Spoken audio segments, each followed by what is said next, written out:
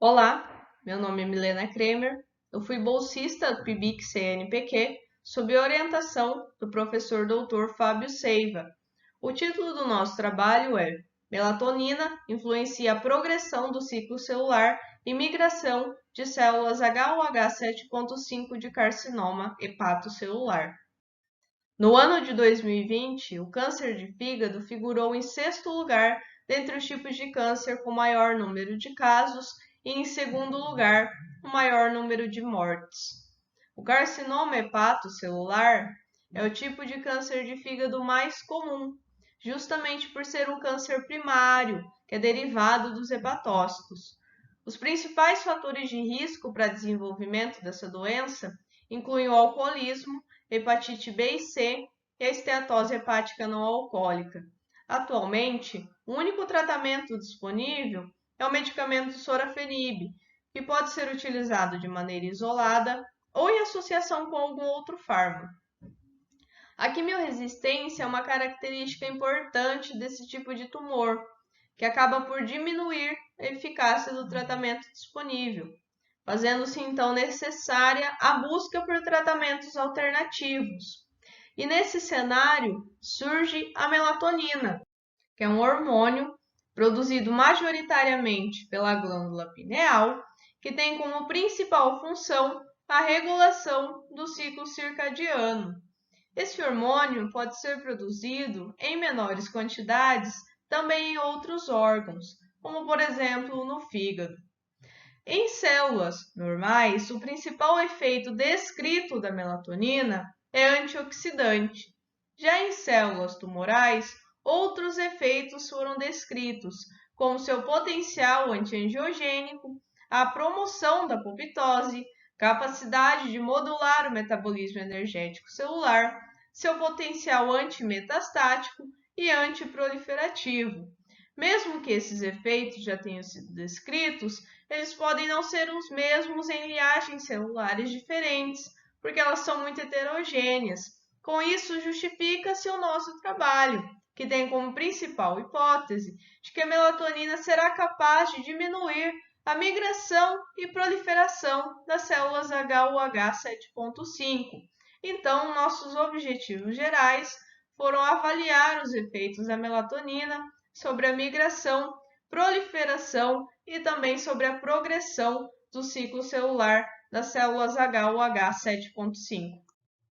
Primeiramente, nós realizamos o ensaio de viabilidade celular por MTT em outro trabalho do nosso grupo de pesquisa, que foi responsável por definir as doses de melatonina aqui utilizadas. Então, para análise do ciclo celular, as células foram tratadas com 2 e 4 milimolar de melatonina, as doses definidas pelo ensaio de MTT, foram semeadas em placas de 6 poços e incubadas pelos períodos de 24 e 48 horas. Posteriormente, foram analisadas por meio de citometria de fluxo. Para o ensaio de formação de colônias, as células, novamente tratadas com 2 e 4 milimolar, foram semeadas em placas de 24 poços e incubadas pelos períodos de 24 e 48 horas. Posteriormente, as colônias formadas foram coradas com cristal de violeta e foram contadas. Para o ensaio de Scratch, também chamado de cicatrização de ferida, as células foram tratadas novamente com as doses de 2 e 4 milimolar, semeadas em placas de 6 poços. Em cada poço foi feita uma ranhura. E essas células foram incubadas pelos períodos de 24 e 48 horas e foram fotografadas por meio de microscópio invertido.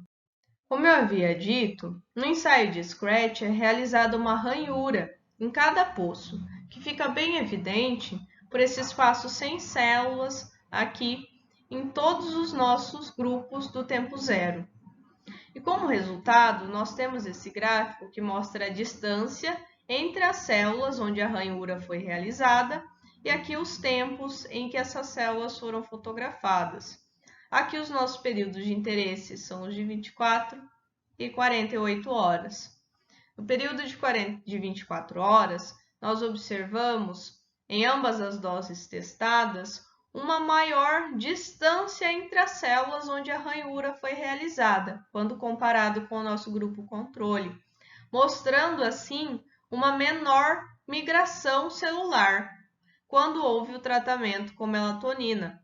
Isso fica evidente aqui nessa imagem, que nós vemos o nosso grupo controle com a ranhura preenchida e aqui nós ainda vemos espaços onde essa ranhura foi feita dos nossos grupos tratados com melatonina.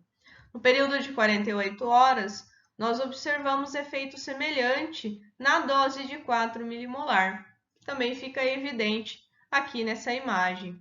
E além disso, nessa mesma dose, há um indicativo de morte celular, justamente pela perda da morfologia característica dessas células. Esse resultado corrobora com a nossa hipótese inicial de que a melatonina é capaz de diminuir a migração das células H ou H7.5. No ensaio de formação de colônias, os períodos de 24 e 48 horas, quando comparados com o grupo controle, em ambas as doses, nós observamos uma diminuição da formação de colônias. Isso fica bem evidente nessa imagem aqui ao lado. Aqui nós temos o nosso grupo controle, com uma grande quantidade de colônias formadas, e aqui os nossos grupos tratados com melatonina, com uma quantidade bem reduzida da formação de colônias. Esse resultado também corrobora com a nossa hipótese inicial e indica uma diminuição da capacidade proliferativa dessas células tumorais.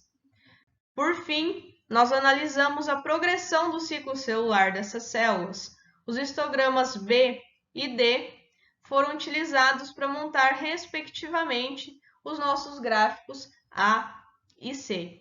Aqui, esses gráficos mostram para a gente a porcentagem de células e as fases do ciclo celular em que essas células se encontravam, nos períodos de 24 e 48 horas. Nós observamos nas fases G0, G1 do ciclo celular, em ambos os períodos e doses, um aumento da porcentagem de células. Já nas fases S, G2M do ciclo, em ambas as doses e em ambos os períodos, houve uma diminuição da porcentagem de células.